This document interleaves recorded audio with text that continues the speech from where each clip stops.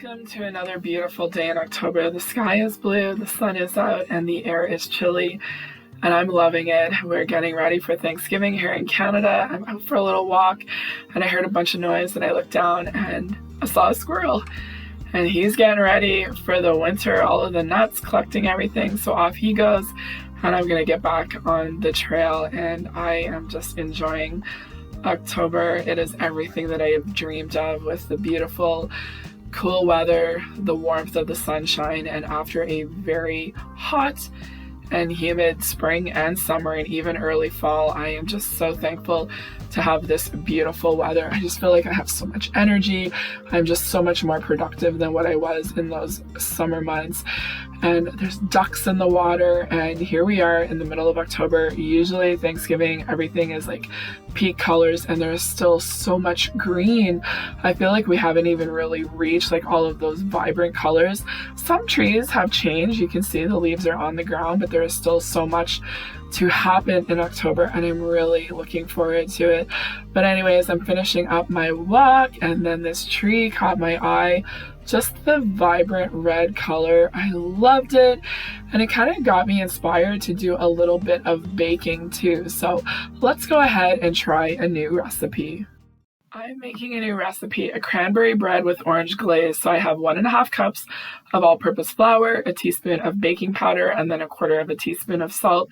So I'm just going to mix this all in and then set it aside, and then we're going to move on to 1/4 cup of milk at room temperature, 1/4 cup of orange juice, freshly squeezed, and then also the zest of 1 large orange divided. So I did a pickup order at Walmart, and when I was looking at the sales flyer, I saw that Cara oranges were on sale.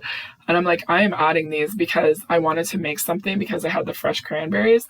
And I did a Google search and found this recipe, and it sounded really simple and it had great reviews. So now I have 3/4 cup of granulated sugar, 3 tablespoons. I'm using salted butter softened, and you just use your hand mixer for everything. So you just combine that, and then I'm adding in 2 eggs, 1 at a time. Now, the recipe had really good reviews, and that was the reason that I wanted to try it. And it said that it is a nice, moist, and tender crumb, and it stays that way for a few days. And it said that it would make a perfect homemade Christmas gift. And I'm like, well, let's give it a try. Thanksgiving, autumn. It doesn't have to be Christmas for cranberries and orange juice. They were on sale, and I was really excited to try this recipe. I just got inspired and wanted to make something different, especially after the long, hot, humid summer that we had. I did not do a lot of baking, and this was really simple. So I'm just going to alternate with the flour mixture and then the milk and the orange juice. I just keep using my mixer to combine it all together, and I was really amazed with how easy this recipe was to come together, because lots of times I don't love baking and I find like it's a little bit more complicated or it never turns out. So I was actually really excited with how easy everything was coming together. So I'm just taking my spatula and just making sure I'm getting all of the flour incorporated in here. So now I have 1.5 cups of fresh cranberries rinsed and patted dry. And then I just have 1/2 tablespoon of all-purpose flour. And then I'm just going to mix this all in together, because they said if you do that, it'll keep the cranberries from kind of like sticking to the bottom. So I did that, and then all I'm going to do is add the cranberries into the mixture and then just use the spatula to combine it all together. The oven is preheating to 350 degrees. The recipe will be linked down below. And I've never really made anything with fresh cranberries before, like baking. So I was kind of wondering, like, was it going to be bitter? Did I have too many cranberries? Should I have chopped them up to kind of distribute them a little bit more? So anyways, this was such an easy mix. Everything came together really good. It wasn't too dry. It wasn't too wet.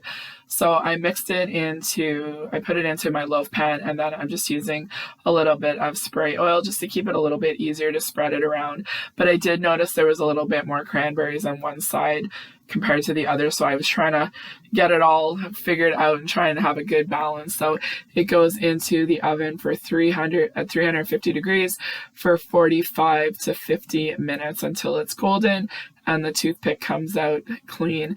So I did it for 50 minutes, and then I turned the oven off, and then I let it sit for another 5 minutes, and it was perfect, so simple. So it's just said to let it sit in the pan for about 10 to 15 minutes and then just do a cake release. So here is all of the instructions. It was really easy to follow. And then I just have it on a cooling rack. I was really impressed with how easy this was. I was kind of intimidated at first, but just using the fresh orange juice and the cranberries, it's still a little bit warm to touch, so it's said to wait until it cools completely, and then we're going to go ahead and make the orange glaze. So it has 1 cup of powdered sugar and then 1.5 tablespoons of the freshly squeezed orange juice. I had a little bit more because I didn't know if it was going to be too runny, if it was going to be, too thick. So I had a little bit extra, and I did add a little bit more because it was just a little bit too thick. And then a teaspoon of the orange zest, and I just kept that from whatever I zested the orange earlier. So I just had a little taste. I was kind of worried that it would be a little bit too strong, but it wasn't. It was just perfect. That fresh orange juice, I definitely felt like it was worth it to do the fresh squeeze, but you could just use regular orange juice. So I just poked a couple of holes, and then I really didn't know how to put the drizzle over it, so I just decided to use a fork. I was kind of worried that it was just going to run all over the place, so that's why I put it on a plate, because I didn't want to keep it on the cooling rack because I didn't want it to make a mess. So I just kind of kept drizzling it all over, but I think I could have poured the whole thing on and kind of spread it, but I think the drizzle was just a little bit easier to keep control of it, and it just looks so pretty. I think it would have been even nice to have maybe a couple of dried cranberries on top just for a little pop of color. So anyways, I cannot wait to give this a try, just waiting for it to settle a little bit, and I wanted to give it a little bit of a taste test to see if it would be good to serve for the weekend, and oh my goodness, it was so good. Just a little slice to enjoy, and it was perfect. Honestly, I think I could have put even more cranberries in it, like maybe 2 cups. I was kind of worried, but they blended in so nice, and I am definitely going to be making this again, probably in October and closer to December. So I hope that you enjoyed this recipe. Like I said, everything will be linked down below. And then I looked out my window, and our tree in our backyard, it's turning all of the vibrant colors, the yellow, the reds, and the orange, and I can't wait to share more videos from my kitchen in the month of October.